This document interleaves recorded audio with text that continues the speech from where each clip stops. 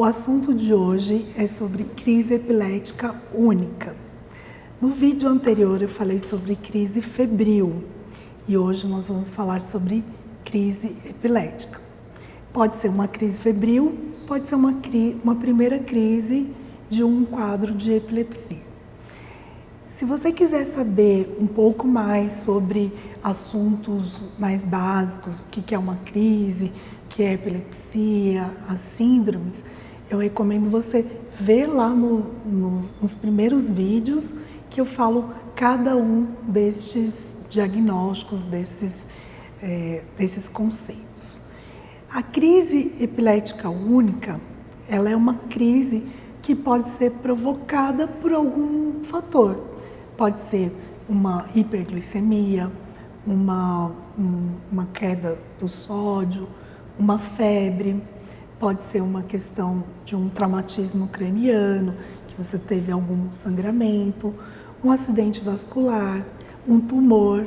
Então, é muito amplo. Qualquer alteração que você tenha, que tenha uma disfunção nos neurônios, uma alteração com uma grande hiperexcitabilidade neuronal excessiva e síncrona. O que quer dizer isso? Então, você tem uma excitabilidade muito grande naquela região dos neurônios e que elas fazem isso de forma síncrona, de forma todos juntos. E isso leva a uma manifestação chamada crise epilética. A crise epilética ela pode ser focal, quando ela acomete uma região do cérebro, ou uma crise que a gente chama generalizada, quando acomete os dois hemisférios muito rapidamente. E isso é importante, principalmente quando a gente vai tentar descobrir a causa daquela epilepsia. Então, eu vou começar desde a criança pequenininha e o adulto, o adolescente, o adulto ou até o idoso. Então, uma criança muito pequena, neonato, por exemplo, está lá no ambiente de UTI, acabou de nascer, tem uma crise epilética, a gente não vai pensar em coisas que são coisas simples. A gente tem que fazer toda aquela triagem infecciosa, metabólica, para saber a causa, porque as crianças pequenas não nascem com crises epiléticas. Além de você fazer a investigação da causa, precisa fazer também o tratamento. Então, tem uma crise, as crianças pequenas, os neonatos, eles têm crises focais. Então, pode ser um movimento mastigatório, uma clonia, uma crise tônica, uma crise que a gente chama assimétrica, pode ser um piscamento do olho. Então, qualquer movimento anormal e repetitivo é importante fazer o diagnóstico diferencial com crise epilética.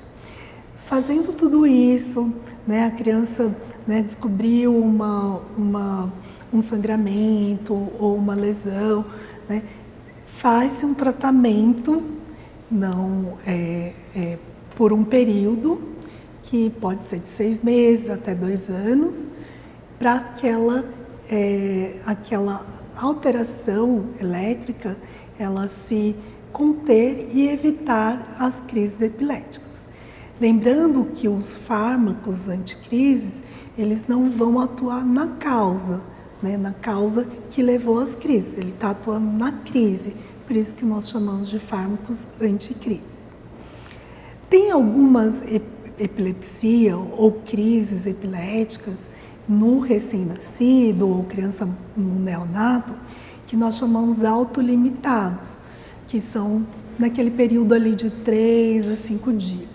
Mas nestes casos, só vamos falar que é esse tipo de epilepsia quando temos uma história familiar e quando a gente já excluiu os outros fatores. Então, são epilepsias de causa genética, tem alguns genes, o KCNQ2, tem o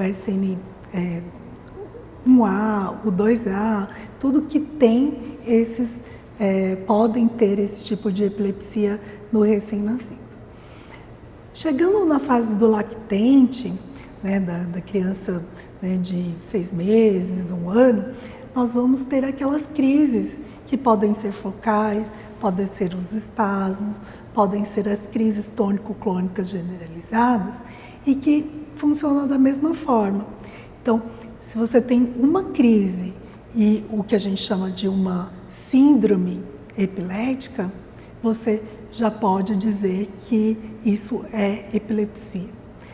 Também tem o caso que você tem uma crise epilética, mas a predisposição ou a chance muito maior que a população em geral, que seria 60%, você também pode dizer que ela tem epilepsia. Isso foi um divisor de águas, no caso, quando a gente precisava tomar uma decisão de tratamento. Então, por exemplo, uma criança que tinha um quadro, por exemplo, de uma ausência e, né, que foi até o médico e foi presenciado uma vez e você, né, diz que mesmo que seja uma única vez, ela tem epilepsia, porque ela tem uma síndrome, que é a síndrome da ausência infantil ou ausência juvenil.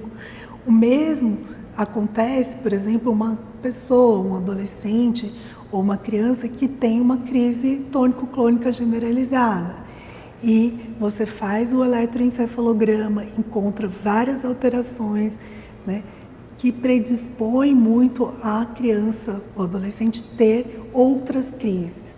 Então, se você encaixou numa síndrome epilética, você pode chamar isso de epilepsia e também está respaldado a iniciar um tratamento.